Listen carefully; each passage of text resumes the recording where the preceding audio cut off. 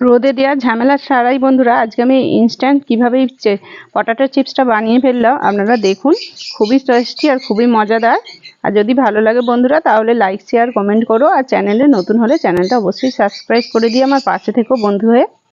আজকে আপনাদেরকে দেখাবো আমি ইনস্ট্যান্ট কীভাবে আলুর চিপস বানিয়ে খাওয়া যায়, আর সঙ্গে সঙ্গে বানানোও যাবে আর সঙ্গে সঙ্গে খাওয়াও যাবে।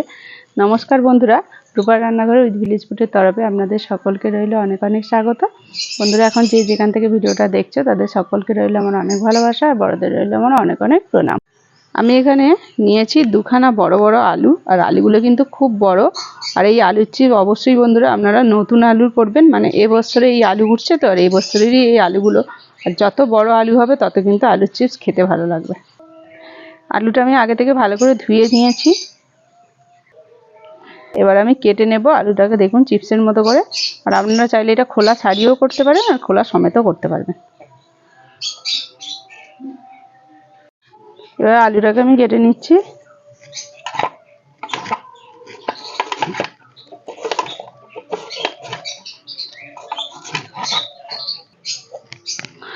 দেখুন বন্ধুরা কিভাবে কাটছি আমি।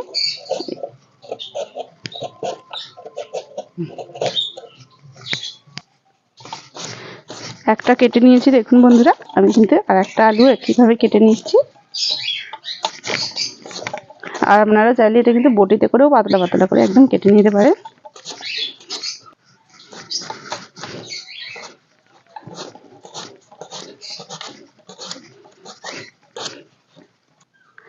দেখুন বন্ধুরা দুটো আলু কিন্তু কেটেই কিন্তু অনেকগুলো আমার চিপস তৈরি হয়ে গেছে। আর চিপসগুলো কত বড় বড় হয়েছে, আলুগুলো যেহেতু অনেকটাই বড় সেই জন্য চিপসগুলোও দেখুন বন্ধুরা অনেক বড় বড় হয়েছে। এবার এই আলুগুলো কিন্তু খুব ভালো করে 3 থেকে 4 বার পরিষ্কার জল দিয়ে কিন্তু ধুয়ে নিতে হবে। জল দিয়ে দিয়েছি কড়াইয়ে, জলের মধ্যে আমি দিয়ে দিচ্ছি লবণ, আর জলটা কিন্তু এদিকে কিন্তু গরমও হয়ে গেছে। এর মধ্যে আমি দিয়ে দিচ্ছি আলুগুলো।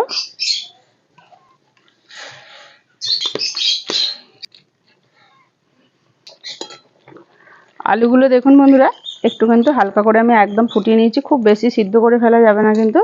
দেখুন আলুটা কিন্তু হালকা একটু কালারটা কিন্তু চেঞ্জ হয়ে গেছে, বুঝতে পারছেন। এবারে আমি কিন্তু নামিয়ে নেব।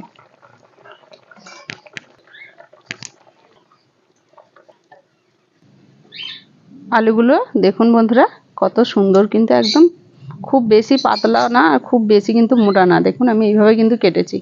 খুব পাতলা করলে কিন্তু চিপস ভালো হবে না, আর মোটা করলেও কিন্তু ভালো হবে না। দেখো সুতির আমি কাপড় নিয়েছি, এবার কাপড়ের ওপরে কিন্তু আমি মেলে দিচ্ছি।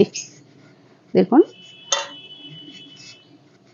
আপনাদেরকে আজকে আমি দুরকমভাবেই দেখাবো, যে সঙ্গে সঙ্গেও আপনারা করে খেতে পারবেন চিপসটা বানিয়ে, আর কিন্তু আপনারা আবার সংরক্ষণ করে রাখতেও পারবেন। দেখুন এবার আমি এই কাপড়টাকে আবার উল্টে দিয়েছি, যাতে এর মধ্যে যে জলটা আছে সেই জলটা পুরোপুরিভাবে টেনে নেয়। এইভাবে আমি 10 মিনিটের জন্য রেখে দেব। আপনারা এখানে কিন্তু টিস্যু পেপার দিয়েও করতে পারেন।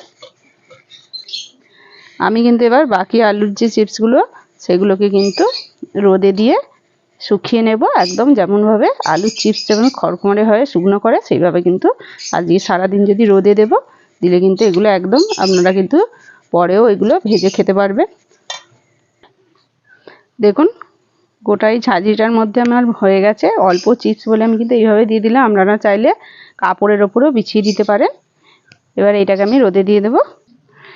দেখুন বন্ধুরা আমি কিন্তু 10 মিনিট বাদে ফিরে এসেছি, আর এই আলুর যে জলটা ছিল সেটা কিন্তু সব এই কাপড়ের মধ্যেই টেনে নিয়েছে। আর একদম আলুটা দেখুন শুকনো হয়ে গেছে, হাতে কিন্তু কোনো জল লাগছে না। কড়াইতে এবার আমি দিয়ে দিচ্ছি সাদা তেল। আর আপনারা বন্ধুরা যদি এইভাবে যদি কিন্তু আলুর চিপস যখন আলু ওঠে তখন যদি এইভাবে বানিয়ে রাখতে পারেন, তাহলে কিন্তু সারা বছর কিন্তু খুব ভালোভাবে কিন্তু আলুর চিপস বানিয়ে খেতে পারবেন। তেল গরম হয়ে গেছে, এবার আমি দিয়ে দিচ্ছি আলুগুলো।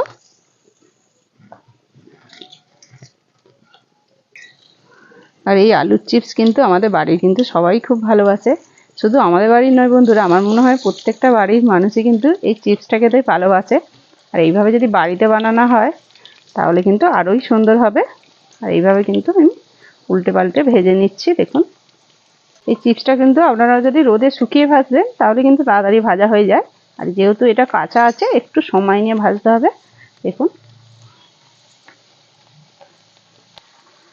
এই দেখুন বন্ধুরা, এরকম একটু কালার চলে এসেছে, মানে আপনারা বুঝে নিতে হবে চিপসগুলো আমার ভাজা রেডি হয়ে গেছে।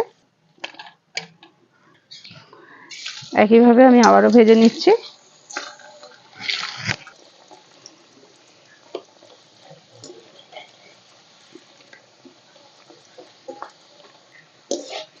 এই চিপসগুলোও কিন্তু আমার ভাজা হয়ে গেছে, দেখুন কালারটা কিন্তু খুব সুন্দর এসেছে। এবার আমি তুলে নেব। একটু ঠান্ডাও করে নিয়েছি আমি নাবিয়ে, আর আওয়াজটা শুনতে পাচ্ছেন বন্ধুরা কত সুন্দর হয়েছে। এর মধ্যে আর কিচ্ছু দেব না, সামান্য একটুখানি বিট লবণ দিয়েছি আর একটুখানি লঙ্কার গুঁড়ো। আর এই চিপসের জন্য কিন্তু আর কিছুই লাগবে না, দেখুন। আর মচমচেটা দেখুন বন্ধুরা, একদম গুলিয়ে যাচ্ছে। আমি একটা প্লেটের মধ্যে নিয়ে নিয়েছি চিপসগুলো।